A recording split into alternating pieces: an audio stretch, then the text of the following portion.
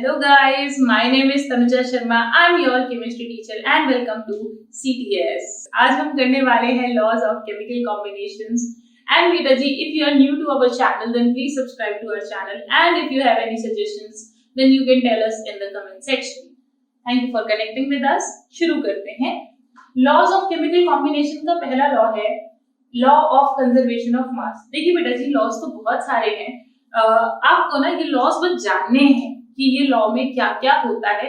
Practical जो आपके जैसे न्यूमेरिकल्स होते हैं उस तरीके से आपसे नहीं पूछेगा. शॉर्ट नोट पूछ सकता है, किसने कौन सा लॉ दिया है ये पूछ सकता है, बट ऐसे इवेंचुअली क्वेश्चंस इस पर बहुत ज्यादा यूज नहीं होते हैं.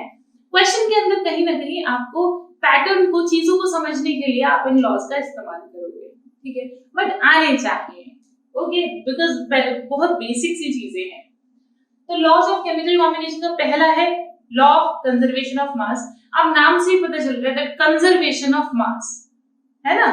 देखिए बेटा जी, ये जो लॉ दिया था ये एंटोनी लिवोशियर ने दिया था, जिनको फादर ऑफ केमिस्ट्री भी बोला जाता है. मैंने क्या कहा, आपको ये ध्यान रखना है कौन सा लॉ किसने दिया है, ठीक है, ये आपको याद रखना ही चाहिए क्योंकि आपसे पेपर में पूछ सकता है. तो यहाँ आते हैं, बहुत सिंपल सी चीज है कि जो रिएक्टेंट का जो मास होगा बेटा जी, जितना सम अप करके रिएक्टेंट का मास होगा that would be equal to the sum up of the product mass. क्योंकि रिएक्टेंट की तो किस में कन्वर्ट होता है, प्रोडक्ट में. तो जो भी रिएक्टेंट का मास होगा वो कंप्लीटली अगर प्रोडक्ट में चेंज हो रहा है तो कि वो किसके इक्वल होना चाहिए, प्रोडक्ट के मास के भी ना, ठीक है, एग्री ना बच्चा. तो इन्होंने यही बोला law of conservation of mass. इसका मतलब कि जो रिएक्टेंट का किसी भी रिएक्शन के अंदर, देखिए, जो रिएक्टेंट का मास होगा total sum up that would be equal to the mass of the product. Clear, समझो. अब न्यूमेरिकल कैसा पूछ सकता है, बहुत इजी है. इसका मास दे दे आपको, इसका दे दे, इसका दे दे, और मान लो इसका x है, तो आपको पता है x plus this mass equal to this mass plus this mass. तो आप आराम से कैलकुलेट करके x की वैल्यू निकाल सकते हैं, ठीक है. ये था law of conservation of mass. बेटा यहाँ पर मैं आपको थोड़ा नॉलेज को इनहैंस करने के लिए, बढ़ाने के लिए एक लॉ और बताती हूँ जो आप थर्मो में पढ़ते हो. That would be the energy can neither be created nor be destroyed, it can just be change from one form to another form. बेटा जी, जैसे मास के साथ होता है सिर्फ आप मास को कन्वर्ट कर सकते हो, ऐसे बिल्कुल एनर्जी के साथ भी होता है कि एनर्जी ना सिर्फ एक फॉर्म से दूसरे फॉर्म में चेंज हो सकती है. आप क्रिएट नहीं कर सकते, आप डिस्ट्रॉय नहीं कर सकते, ठीक है. एनर्जी को क्या कर सकते हो, सिर्फ ट्रांसफॉर्म कर सकते हो. जैसे कि वी टेक फूड, जैसे मुझे अभी बहुत भूख लगी हुई है, ठीक है, तो अब आप समझना, देखेंगे यार बाद में खा लेंगे, कोई बात नहीं, लेक्चर इज इम्पोर्टेंट. तो बेटा जी क्या होता है, फूड से हमें क्या मिलती है, एनर्जी मिलती है ना, राइट. तो फूड से क्या मिलती है, एनर्जी. अब वो फूड की एनर्जी किस में चेंज करते हैं, हम काम में चेंज करते हैं. या फिर सपोज दिस मार्कर, ठीक है, अब यहाँ समझना है, इसको मैं नीचे ऐसे डालू तो ये क्या था, मैंने थोड़ी एनर्जी लगाई ना इसको, क्या तो ग्रेविटेशनल फोर्स था, फेंक के मालूम तो क्या होगा, ग्रेविटेशनल ही है ना फिर, ठीक है, एनर्जी लगाई थी ना, तो energy just change from one form to another form. समझ गए ना बेटा जी. चलो ये हो गया. और यही सेम चीज मास के साथ है, इसको भी एक फॉर्म से दूसरे फॉर्म में चेंज कर सकते हैं. ये मत भूलना Antoine Lavoisier is the father of chemistry. Mother का नहीं पता है हमको, ठीक है, मदर किसी की भी नहीं जानते, बॉटनी, जूलॉजी किसी की पढ़ते हो क्या, जो केमिस्ट्री की मदर के बारे में सोच रहे हो. चलो आते वापस से. Laws of the constant proportions. तो कांस्टेंट प्रोपोर्शन वाला जो लॉ है बेटा जी बहुत इंपॉर्टेंट है, ये लॉ को समझिए. The chemical compound is always made up of the same element combined together in same fixed proportion. यानी कि कोई भी केमिकल कंपाउंड जो बना होता है वो फिक्स्ड प्रोपोर्शन के अंदर ही कंबाइन होता है. जैसे कि मान लीजिए मैं आपको एक एग्जांपल देती हूँ, जैसे मान लो मैंने लिख दिया H2O. तो H2O में समझिएगा, मैं इसका देखूं तो इसका 2 ग्राम कंबाइन होता है, किसकी कितने से, इसका 2 ग्राम है तो इसका कितने से कंबाइन हो रहा है बच्चा, यहाँ हो रहा है इसका 60 से. तो इसका जो रेशियो हो गया वो हो गया 1:8. अब बेटा जी जो पानी है, वाटर जो है, इसका रेशियो 1:8 ही होता है. चाहे आप नाले का पानी ले लीजिए, चाहे आप मिनरल वाटर ले लीजिए, आप चाहे कहीं का भी झरने का पानी ले लीजिए, लेक का, पॉन्ड का, कहीं का भी पानी लाएंगे तो उसका जो रेशियो होगा दैट वुड बी 1:8।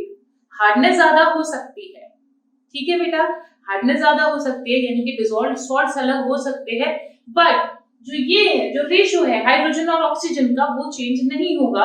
यानी कि सिंपल सी बात है, वाटर का फॉर्मूला कभी चेंज नहीं होगा, चाहे आप कुछ भी कर लीजिए, ठीक है, समझ गए बेटा जी।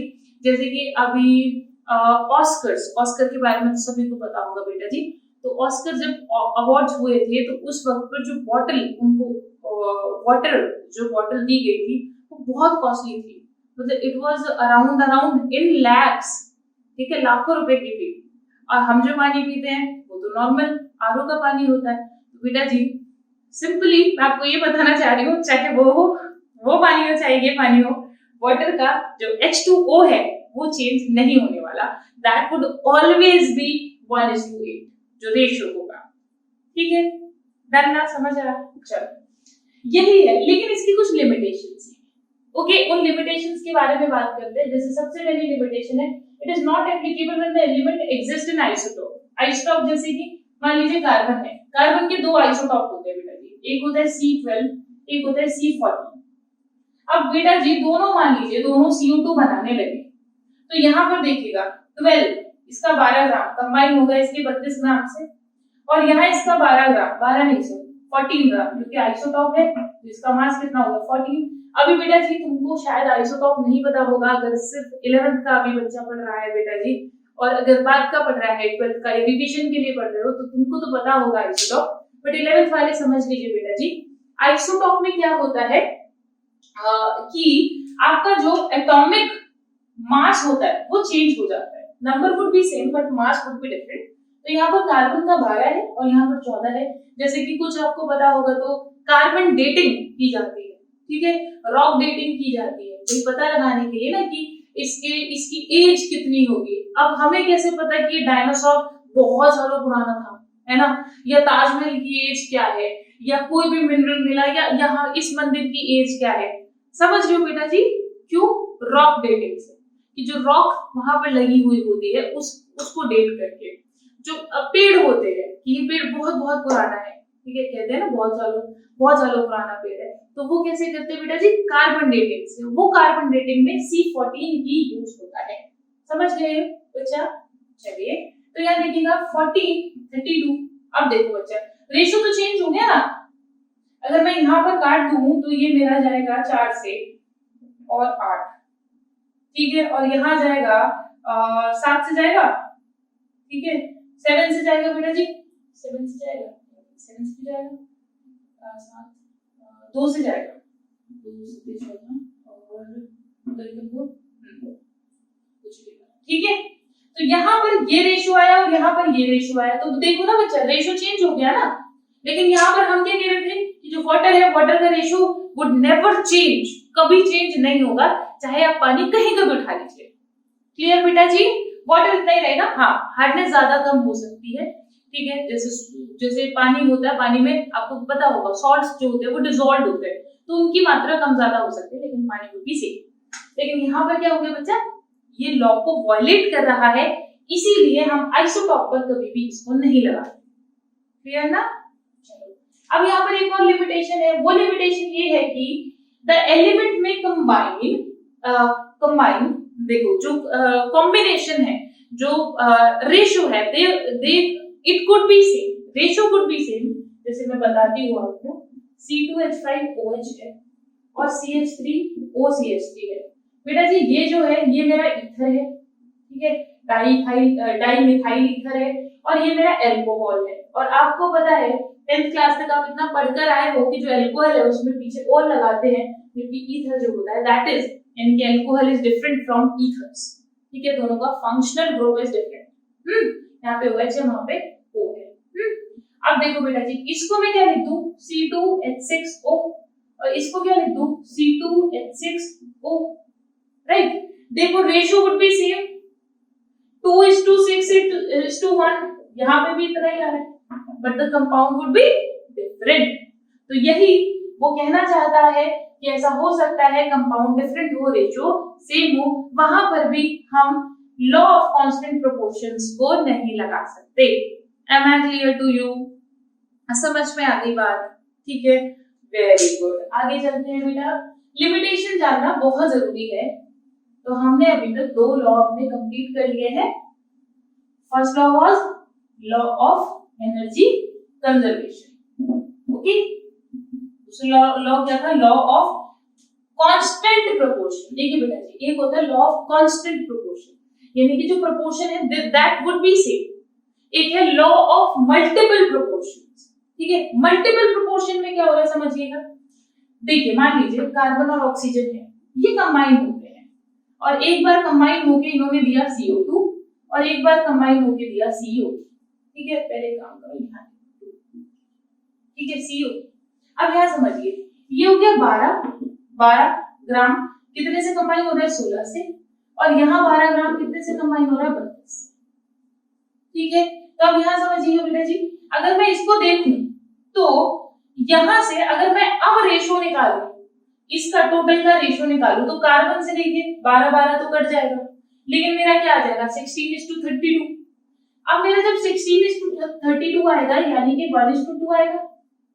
अब यहाँ देखिए, यहाँ तो ये सेम हो रहा है, देखो 1:2 का रेशो है ना, 1:2। कौन सा? One of the element. वो यही कह रहा था, when two element combine to form two or more chemical compounds। जब 2 एलिमेंट कंबाइन होते हैं, 2 या 2 से ज्यादा केमिकल कंपाउंड देने में, then the mass of one of the element which combine with the fixed mass of the other bear a simple ratio to one another। इसका मास तो दोनों में कांस्टेंट था, सेम था, है ना, लेकिन इसका क्या था बेटा जी? डिफरेंट था। और वो उसी को बोल रहा है that this bear a simple ratio to one another। Am I clear? Okay, तो ये हो गया 1:2। देन बेटा जी ये है law of multiple proportion. Multiple क्यों? क्योंकि यहाँ हमने एक से ज्यादा की बात की, ओके, एक से ज्यादा की बात कर रहे हैं, आइसोटॉप की अभी भी नहीं कर रहे, हम अलग अलग कंपाउंड की बात कर रहे हैं, क्योंकि वो अलग अलग केमिकल कंपाउंड को फॉर्म कर रहे हैं। अलग अलग एलिमेंट, 2 अलग अलग एलिमेंट जब मिल रहे हैं तो वो 2 अलग अलग केमिकल कंपाउंड्स को फॉर्म कर रहे हैं। क्लियर? ये लॉ दिया था आपका डाल्टन्स ने। चलिए आगे चलते रहें, बढ़ते रहें, रुके नहीं। चलिए, तो अगला लॉ क्या है? अगला लॉ है बेटा जी law of reciprocal proportions. Law of, ये वाला लॉ जो है ये थोड़ा सा आपको इजी है वैसे तो। लॉ ऑफ रेसिप्रोकल प्रोपोर्शंस, देखिएगा बेटा, लॉ ऑफ रेसिप्रोकल प्रोपोर्शन, ये क्लियर हो गया ना बेटा? मान लो यहाँ कार्बन है, हाइड्रोजन लिया और यहाँ लिया ऑक्सीजन, ठीक है। अच्छा ये बताओ, कार्बन का जो मास होता है वो कितना होता है? कार्बन का 12, इसका 16, इसका 1 होगा, है ना, सबको पता है। अब देखो, मान लो कि यहाँ पर ये जब ये कंबाइन होगा तो ये CO2 देगा, राइट, ठीक है। और इधर जब ये कंबाइन होगा बेटा जी, इस तरफ जब ये कंबाइन होगा तो क्या देगा? CH4 देगा। तो चलो मैं CH4 का रेशियो निकालती हूँ। CH4 का मुझे एक को कांस्टेंट लेना है, मैंने कार्बन को कांस्टेंट लिया, ये दोनों में कार्बन बराबर कंबाइन हो रहा है, तो ये कितना हो गया बेटा जी? 12:4, यही होगा 12:4। और मुझे CO2 लिया मैंने, तो ये कितना हो गया बेटा जी? 12:32 नहीं बेटा जी, हो गया। चलो अब यहाँ देखो, अब मान लो कि अब मैं हाइड्रोजन का और ऑक्सीजन का, अब देखना बेटा जी, इसका जब रेशियो निकालूंगी मैं, यानी ये जो गिवन है इसका रेशियो निकालूंगी तो वो क्या आएगा? 12:4।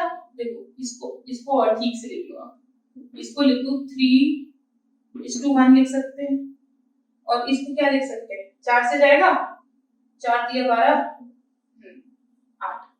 अब यहाँ पर समझिएगा बेटा जी, अगर अब मैं इन दोनों को डिवाइड कर दूं, यानी कि मैं क्या निकाल लूं? अब इसका रेशियो निकाल लूं, इसका रेशियो, तो बेटा जी 3:1 डिवाइडेड बाय 3:8, तो आपको नहीं दिख रहा, 3 से तो 3 कट जाएगा, तो मेरा क्या आ जाएगा बच्चा?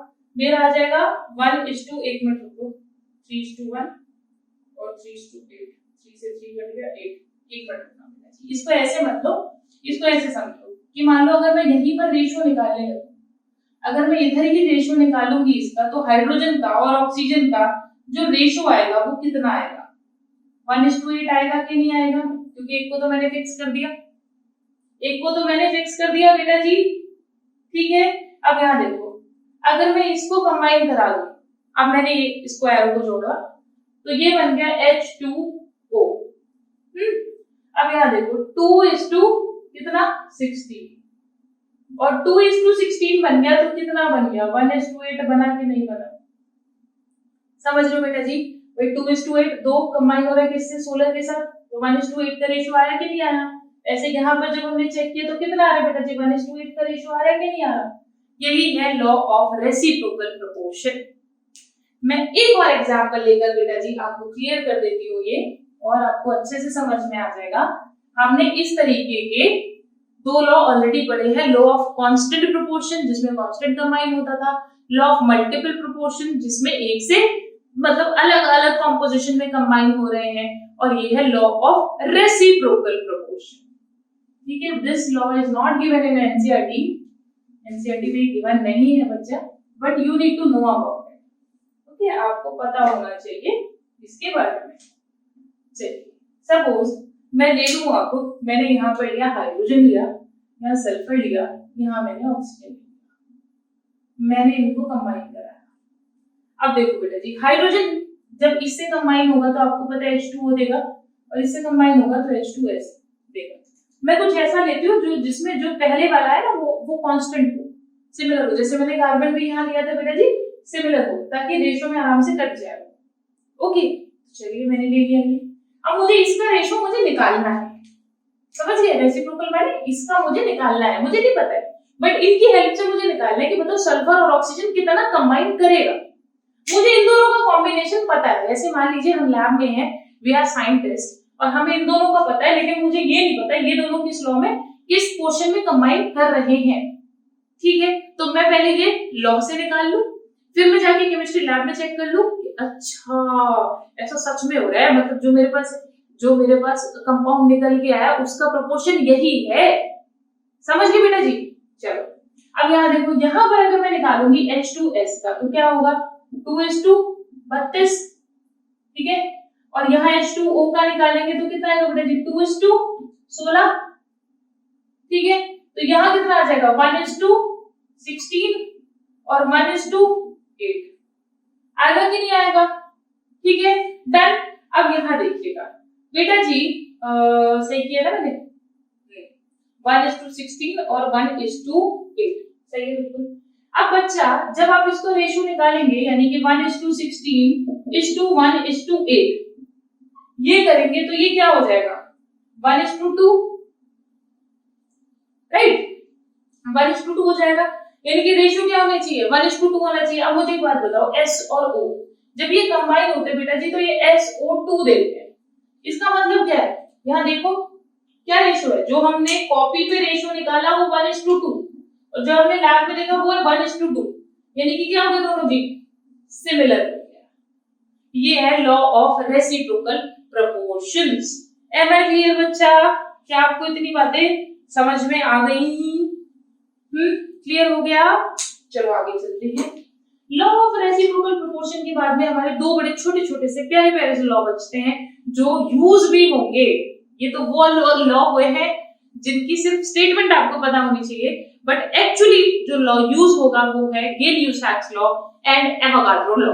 गेल-यूसैक्स लॉ में ऑलरेडी आपको यूज करना स्टोइचियोमेट्री जो लेक्चर आया था जब बेटा जी, वहां पर मैं ऑलरेडी आपको यूज करना सिखा चुकी हूँ, ठीक है, बट ऑफिशियली आज सिखाएंगे, मतलब कि जब आपको नाम से पता हो तो ऑफिशियली हम आज सीखेंगे। चलिए सीखते हैं, आते हैं बेटा जी फटाफट से। कोई भी क्वेरीज हो बेटा जी, कोई भी डाउट हो, ठीक है, और कुछ भी फीडबैक हो जाए तो प्लीज आप हमें जरूर बताइए, और अपने दोस्तों के साथ भी प्लीज इस चैनल को शेयर करिए। हमें बहुत मोटिवेशन मिलता है जब बच्चे पढ़ते हैं, ठीक है, और पढ़ते हैं और आगे बढ़ते हैं, ठीक है। चलिए बेटा चले आगे। कहाँ आ गए हम, कहाँ आ गए थे यार, गेल-यूसैक्स लॉ पर। गै-ल्यूसैक्स लॉ। बेटा जी बहुत लोग इसको गाय-ल्यूसैक भी बोलते हैं, ठीक है, तुम्हारी मर्जी है, गे बोलना है कि बोलो, गाय बोलना है गाय बोलो, ओके। चलो मान लीजिए मैंने लिख दिया N2 + 3H2 gives 2NH3। तो बेटा जी ये लॉ बड़ा सिंपल सा है, बस ये इतना कहता है कि यहाँ जो स्टोइचियोमेट्री लिखी है, कितनी लिखी है, 1, यहाँ कितनी लिखी है, 3, यहाँ कितनी लिखी है, 2। बस ये इतना कह रहा है कि इसका एक वॉल्यूम इसके 3 वॉल्यूम से कंबाइन होकर इसके 2 वॉल्यूम देता है। बस इतनी सी बात थी, इतनी सी इसकी कहानी थी, इससे ज्यादा बेटा जी ये और कुछ नहीं कहता।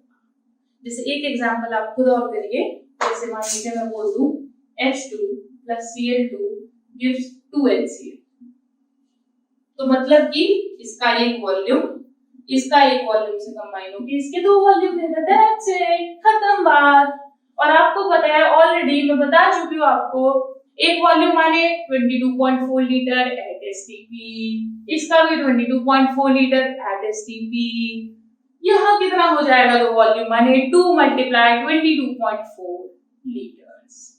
क्लियर बच्चा, समझ में आ गई ना बातें? बेटा देखो ये लॉ ना आप ऑलरेडी बहुत ज्यादा यूज कर चुके हो। जब हमने स्टोइचियोमेट्री किया, हमने लिमिटिंग रिएजेंट किया, तो आप डरिए मत, ये नया नहीं था, ये हम ऑलरेडी आपको सिखा चुके हैं जब हमने स्टोइचियोमेट्री लिमिटिंग पढ़ाया था। ओके बेटा जी, एक जो लॉ है वो है एवोगाड्रोस लॉ। एवोगाड्रो को तो भूले नहीं होंगे आप, एवोगाड्रोस लॉ, उनकी वजह से तो ये पूरा चैप्टर शुरू हुआ है। सारी कहानी जो पढ़ते हैं वो किसकी वजह से, एवोगाड्रो की वजह से। मोल कौन लाया, एवोगाड्रो लेकर आया यार, है ना। एवोगाड्रो ने तो दिया था मोल यार, एवोगाड्रो नंबर। चलो तो इन्होंने एक लॉ दिया, बड़ा ही प्यारा सा क्यूट सा लॉ है, ठीक है। तुमने आइडियल गैस इक्वेशन अगर याद है तो उसके बेसिस पर करोगे तो तुम्हें ना मतलब ये लॉ कभी भूलोगे ही, कभी नहीं भूलोगे। रटते मतलब देखो बेटा, इन लॉज को रटना नहीं है, बिल्कुल नहीं रटना। स्टेटमेंट सीबीएसई में पूछ सकता है, कंपटीशन में नहीं पूछेगा। बस इनका एप्लीकेशन क्या है वो चीज आपको समझनी पड़ेगी, अदरवाइज ये लॉज बिल्कुल मतलब रट के कोई फायदा ही नहीं है, आप ये समझिए। तो बेटा एवोगाड्रोस लॉ बड़ा प्यारा सा लॉ है, कहता है, आपने सुना होगा एक होती है आइडियल गैस इक्वेशन जिसको बोलते हैं हम पीवी = एनआरटी। मैं आपको प्रूव ही करके दिखा दूंगी, ठीक है, प्रूव कर दूंगी तो आपको जिंदगी भर याद रहेगा एवोगाड्रो। तो एवोगाड्रो कुछ नहीं बेटा जी, आइडियल गैस इक्वेशन है। अब मुझे बताओ आइडियल गैस इक्वेशन में ये तो मेरा हो गया वॉल्यूम और ये हो गया मेरा नंबर ऑफ मोल्स। बेटा जी ये होता है मेरा गैस कांस्टेंट, ये होता है टेम्परेचर और ये होता है प्रेशर, ठीक है।